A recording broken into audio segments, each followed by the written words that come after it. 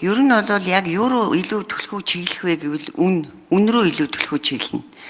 Яг тэгвэл ер нь анханасаа шүүл үлээгдэхдээ энэ үнийг маш багаар тогтоосон байна гэдэг л ийм л юм яригдчихэж байгаа. 50-60 долларын хооронд гээд.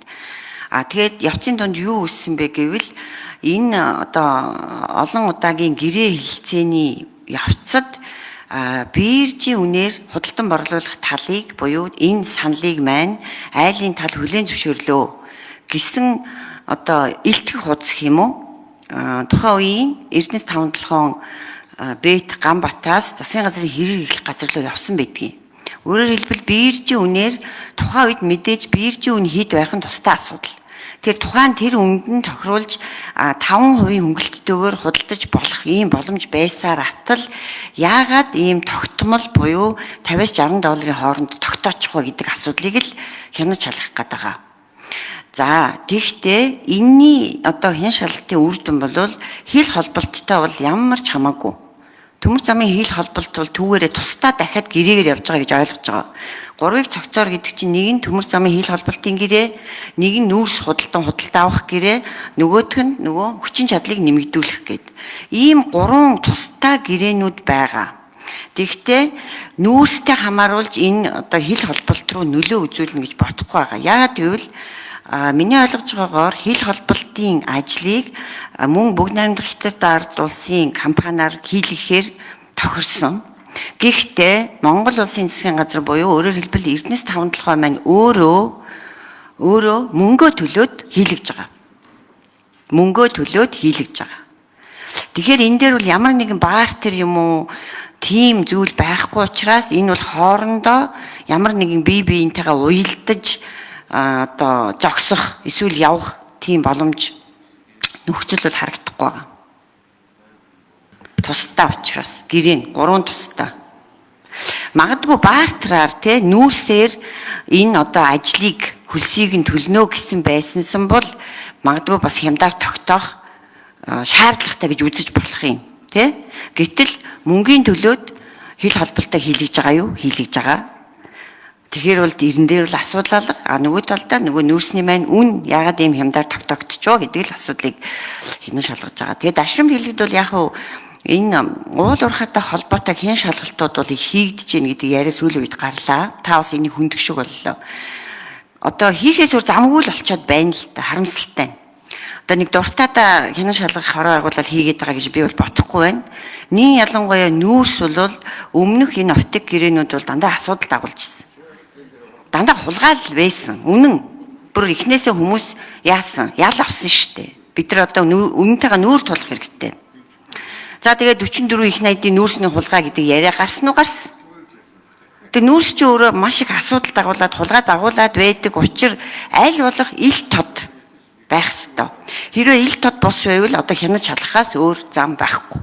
Яг тэгвэл улсын хурлын 2 үндсэн чиг үүргийн нэг бол хууль баталгаас гадна баталсан хууль тогтоомж, баталсан тогтоолуудын шийдвэр буюу тэр бүх тогтоомжуудын хэрэгжилт ямар байгаа вэ гэдгийг хянаж шалгах үүрэгтэй. Энэ хянаж шалгах үүргийн нэг механизм бол энэ төр хороо байгуулах. Улсын хурлын хянаж шалгалтын тухай хуулиараа. Тэр ил тод байхгүй байгаа учраас хянаж шалгахаас өөр зам алгал гэж үзчих. За баярлалаа. За энэ асуудал дээр гишүүд нэлээд тооцоо судалгаатай ярих хэрэгтэй. Мэдээж 2014 онд Монгол улс Бүгд найрамдах Хятад ард улсын хооронд иж бүрийн стратегийн түншлэлийн харилцаа хөгжүүлэх хамтарсан тунхаглал батлагдж байсан. Энэ тунхаглалд энэ хилийн бомбын нэвтрүүлэх хүчин чадлыг нэмэгдүүлэх, эрдэс соёлыг ажилуулт төр дэд үтсийн салбарын хамтын ажиллагаа гэдэг ер нь 2008 оноос хойш энэ хил холболтын төмөр замын бүтээн байгуулалтын ажлыг эрчимжүүлэх чиглэлээр үе үеийн засгийн газар бас ажиллаж ирсэн. Ингээд одоо 3-ыг цогцоор нь хэрэгжүүлэх чиглэлээр Бүгд найрамдах Хятад ард улсын засгийн газар, үндэсний хөгжил шинтгэлийн хороо, Монгол улсын засгийн газар хооронд хамтын ажиллагааг өнгөрсөн хугацаанд өрнүүлж их хурлын тогтоолоор баталсан үндэсний аюулгүй байдлын зөвлөмжтэй. Ингээд хуулийн хүрээнд бол процедур нь бол хуулийн хүрээнд илүү ил тод нээлттэй өгдсөн. Тэгэхээр олборлох салбар бол ил тод нээлттэй байх ёстой. Тэгж байж энэ авилга ашиг сонирхлоос ангид байна. тийм ч учраас энэ хэн шалгах төр хороо байгуулж энэ нь одоо үнэтэй холбоотой асуудлууд дээр шалгая гэдэг их хурлын гишүүд өөрсдийнхөө бүрийн эрхийн хүрээнд төр хороог санаачилсан байгаа. Тэгэхээр бид бол хуулийнхаа хүрээнд хилцэх үүрэгтэй их хурл ингэ нээлттэй хилцэж байна. Энэ бол хоёр улсын хоорондын гадаад харилцаа хамтын ажиллагааны асуудал учраас мэдээлэл дутуу ярих нь бол зохимжгүй байгамаа. Тийм учраас яг ийм тодорхой чиглэлүүдээр сая одоо иргэдэл гишүүн шиг асуултуудаа асуугаад төр хорог санаачлагч тодорхой мэдээллүүдийг өгөөд явбал иргэд олон нийтэд зөв мэдээлэл хүргэнэ. За ингээд энэ төсөлтөд холбогдуулаад дэлгэр сайхан сайд бас нэмэлт тодруулга өгье. Одоо бас энэ төмөр замын бүтээн байгуулалтын ажил ямар шатанд явж байна гэдэг талаар мэдээлэл өгье. Тэгээд энэ харбины гэрээтэй холбоотой хянан шалгах төр хороо байгуулна гэж. За яг зүгээр энэ дээр бол ийм юм байгаа юм байна гişүнэ. Ер нь бол сая хурлын даргын хэлдгээр төр хороо байгуул шалгах нь бол одоо улсын хурл болон гишүүдийн бүрэн эрхийн асуудал. Тэгэхдээ энэ хоёр орны харилцааны асуудал болоод цаашлуул одоо бид цаашдаа нүүрсээ яаж борлуулах юм, нүүрснийхээ борлуулалтыг яаж нэмэгдүүлэх юм гэдэг асуудалтай шууд холбогдож байгаа.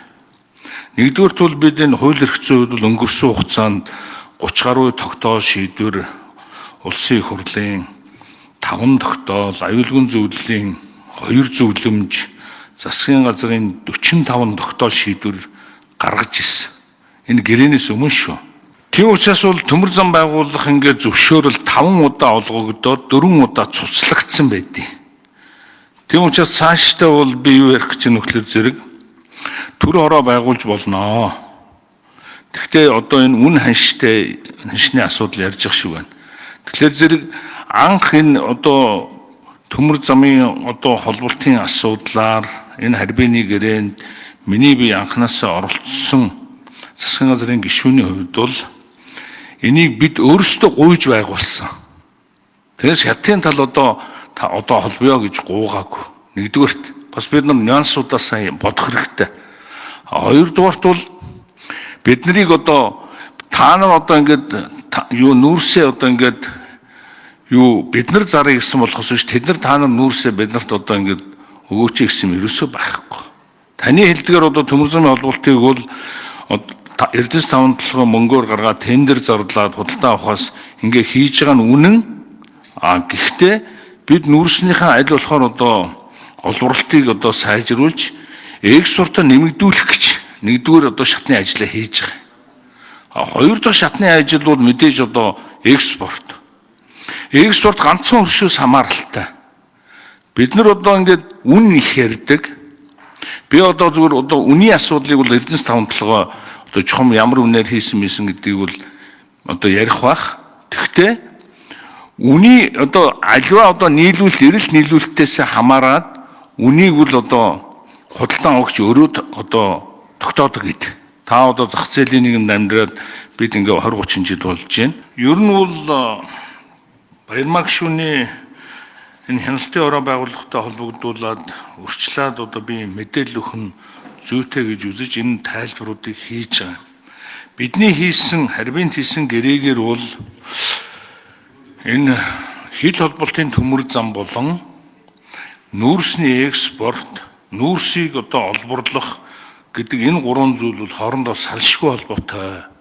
Тэгээ манай одоо зарим гишүүд бол ингээд хил холболт бол одоо хийх нь зөв, гэхдээ нүүрсний экспорт бол одоо ийм байна энэ гэдэг ярьж байгаа юм. Зөвхөн энийг бол үгүйсэх юм байхгүй. Гэхдээ зарим одоо гишүүдийн одоо буруу мэдээллээс болоод нүүрсийг одоо их бага үнээр аваад бид их бага үнээр зараад байгаа юм шиг ийм нийгэмд ойлголт төрүүлж байгаа. Өмнө нь бол олон одоо хятадын төрийн өмчтэй хэд хэдэн компани одоо Chalco, одоо Jayu тэгэл одоо хувийн компаниудаас Ecom энэ гэдэг олон компаниуд энэ одоо нүүрсний гэрээгээр одоо Эрдэнэс 5 толгоос нүүрс авч ирсэн. Тэгээ урд одоо China Energy-тэй хийх одоо анхны гэрээний үед яригдчихсэн зүйл юу гэхээр зэрэг бид бол энэ манай энэ төрийн өмчт болон энэ хятадын одоо хувийн компаниуд авж байгаа энэ хөнгөлөлтөө үнээр л одоо нүүрсийг чи авъя. Тэгээд энэ хил холболтын асуудлаа ярий. Дээр нь бол бид нар бол 10 жилийн одоо 10-аас 16 жилийн хугацаанд одоо урдаасаа барьж ирсэн энэ төмөр замын маш их одоо алдагдлаа бол та нараас нэхэмжлэхгүй гэдэг ийм бас болцол тавьж иж энэ гэрээ бас хийгцэн. Бид бол зүгээр суугаагүй хоёр талаасаа бас аль алиндаа бас нэлээдгүй одоо болцол тавьж харилцсан одоо ярилцаж тэр битгий л одоо энэ гэрээ бол 3 жилийн хугацаанд 55 удаа уулзсан байдаг. Миний бие бол одоо 56 дахь уулзалтнаас одоо орсон. Тэгээ энэ гэрээг анх одоо ажлын хэсэг байгуулагдаад яхад эрдэс үйлгийн сайд туваан ахлаад миний бие одоо ажлын хэсгийн дэд даргаар засгийн газрын хурлаар томилогдоод тэгээ ингээ ажилласан хүний хувьд өнөөдөр бас ингээд энэ засагт одоо ажиллаж тэгээ энийг одоо үргэлжлүүлээ цаашаа хийж байгаа хүний хувьд бол хамгийн сайн мэдээлэлтэй. Тэгээд энэ бол хоёр засгийн газрын хооронд хийсэн гэрээний асуудлаа. Тэрнээс аль нэг компанитай хийж байгаа гэрээ биш шүү гэдгийг бас энэ ташрамд хэлье. Тэгээд цаашаа бол бомтууд холбогдох асуудал бол энэ одоо түрүүний нүүрсний миний хэлдэг нүүрсний экспорт болон одоо олборлтыг нэмэгдүүлэх энэ хоёр гэрээтэйгээс салшгүй холбогдолтой. Ер нь бол энэ гэрээг ялангуяа харбины гэрээг бол нуусан юм байхгүй. Энэ харбины гэрээ бол улсын хурлаар 2 удаа орж ирсэн. Манай улсын хурлын гишүүд бүгдээрээ мэдж байгаа. Энд сууж байгаа гишүүд өнөөдөр бүгдээрээ хамт суужгаад баталсан. Тэр үед бол одоо хамтарсан засгийн газар байсан. Одоо арчилсан нам манай намын хамтарсан засгийн газар байсан. Эрдэс үйлгийн сайд маань бас одоо арчилсан намын сайд байсан. Тийм учраас энэ гэрээнд бол одоо ямар нэгэн нууц зүйл байхгүй шүү гэдгийг албан ёсоор хэлье. За дээр нь энэ гэрээг дагаж хэлэлцээр байгуулагдсан. За энэ хэлэлцээр дээр бол сая одоо таны асуудаг бусад бомтуудыг жишээлбэл ганц мод гашуун сухайтын бомтын төмөр замын хил холболтын барилгын ажил эхлэмэгц бусад одоо бомтуудын асуудлыг одоо ярьж одоо шийднэ гэдэг ийм заалт албан ёсоор орсон байгаа. Энэ хэлэлцээр нь өөрөө энэ их хурлаар баталсан гэрээний салшгүй нэг хэсэг. Тийм учраас таны асууж байгаа сэхэ шивэ хөрөн болон ханги мандал бичих тат зүүн хатавч энэ бомтууд бол мөн ялгаагүй төмөр замаар ингээ холбогдоод явнаа. Энэ дөрвөн төмөр замаар холбогдож байж бидний тэр хүсэж байгаа бид нар одоо ярьж тооцоолоод гаргасан одоо 165 сая тонн үрс гарах ийм боломжтой. Өнөөдөр ганц бомтор дөнгөж одоо шил гашуун сухад бомтор дөнгөж л одоо 41 сая тоннд өнөөдрийн байдлаар гарч ийн. Он дуусах үед нэг 45 хүрэх болоо гэж бид тооцож байгаа. Мөн одоо сэхэ шивэ хөрөн бомтор бас нэг 20-с 30 сая тонн гарч байна. Мөн одоо ханги мандлын бомтор нэг 10 гаруй сая тонн нүүрс гарч байна. Тэгэхээр бид аль болохоор энэ бомтуудаар гарч байгаа нүүрснийхаа хэмжээг нэмэгдүүлэхийн төлөө бас урд төрштөг одоо байнгын ярьж байгаа. За Дэлгэр сайхан сайд бас хэллээ л дээ. Улсын хурлын чуулганаар орсон гэж байгаа. За орсон. За нөгөө нэг үүр шүнийн заагаар гэдэг шиг энэ улсын хурлд чинь нэг юм жишг тогтцоод байгаа. Шулга хэлэхэд. Баяр наадмын өмнө ч юм уу, шинэ жилийн өмнө асуудал оруулж ирдэг. За энэ хилцээрт баримтлах зарчим гэдэг асуудлыг бид нэр 12 сарын 27-нд хэлэлцсэн байдیں۔ За 25-нд засгийн газраас оруулж ирсэн байдیں۔ Ердөө 2 хоногийн өмнө 25-нд нэн яаралтай гормоор хилцүүлэхээр 2 хоногийн запастайгаар оруулж ирсэн байдیں۔ Үүр шүнийн заагаар гэдэг шиг. 12 сарын 25, 12 сарын 27. За баримтлах зарчмыг бол тэрүүгээр тогтоосон. 58 дугаар тогтоолыг нугарсан. За дараа нь яг тэр уг хилцээр нь хизээ яаж орж ирсэн бэ гэвэл 1 сарын 25-нд намрын чуулган завсарласан. Бүр хаасан, дууссан.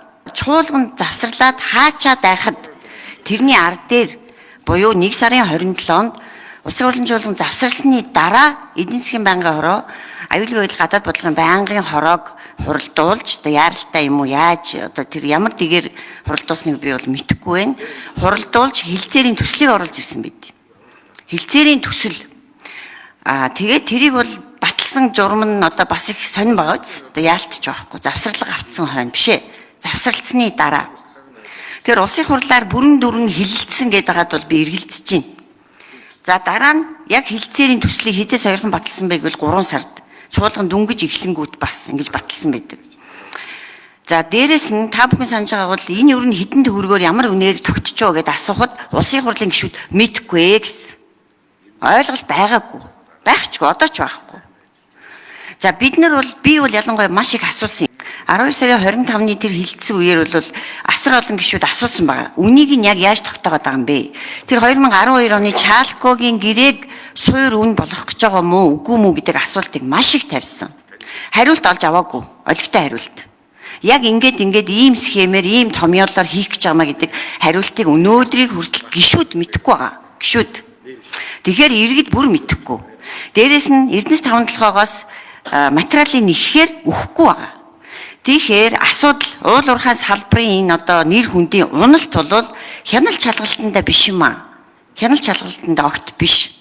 Хулгай гараад байгаа учраас эхнээсээ хэрэг төв орооцолдоод шоронд сууж байгаа шүү дээ. Улсын хурлын гишүүн хүртэл. Тэгэхээр энэ нүүрсний ард хулгай явдаг гэдэг ийм хар бол Монгол улс даяар битүү явцсан. Энэ хар сэрийг арилгахын тулд улсын хурл маань өөрөө чиг үүргийнхаа дагуу хяналт шалгалт хийх гээд байгаа л асуудал. Тэгэхээр энэ хяналт шалгалтыг хийх. За энэ шалгалтын хуулийн дагуу их хурлын гишүүд төр хороо санаачлах хэрэгтэй. За түүнийг бид ойлгож байгаа. За уул уурхайн салбарт ил тод байдлыг илүү сайжруулах ажлууд хийгдэхгүйгээсээ болоод энэ салбарт хийгдсэн хөрөнгө оруулалт дээр нийгмийн зүгээс их хурлын гишүүдийн зүгээс шүүмжлэлтэй олон асуудлууд гарч байна. За манай улс бол нээлттэй засгийн түншлэлд нэгдсэн орн. Би 3 жилийн өмнө Эстонд иргэний нийгмийн байгууллагуудтай энэ нээлттэй засгийн түншлэлд оролцож байсан.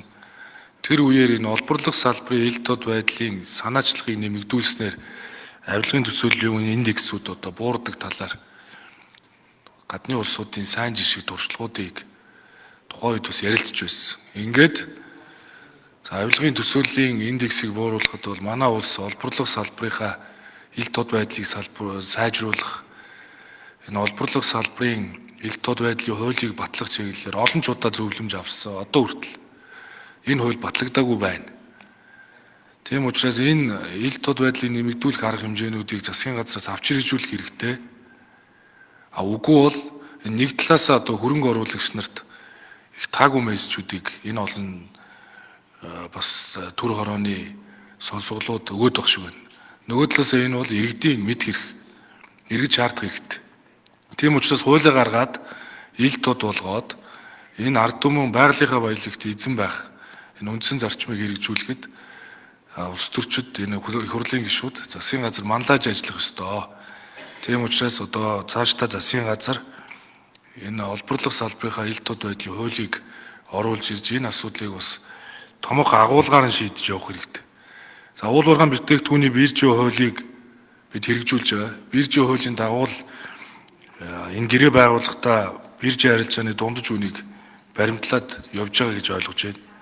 Дээрээс нь одоо хүчин төгөлдөр мөрдөгж байгаа төрийн болон орон нутгийн өмчийн хөрөнгөөр бараа ажил үйлчлэгээ худалдаа авах тухай хуулийн 10.11 заасны дагуу үн болон бусад нөхцөлийг 3 жилийн хүртэл хугацаанд тогтоох нөхцөлтөө тендер шалгаруулалтыг зохион байгуулж байгаа гэж ойлгож байгаа. Хууль давсан гэрээ хилцэл гэж байхгүй. Тийм учраас энэ асуудлыг нээлттэй ярилцах бол ёстой.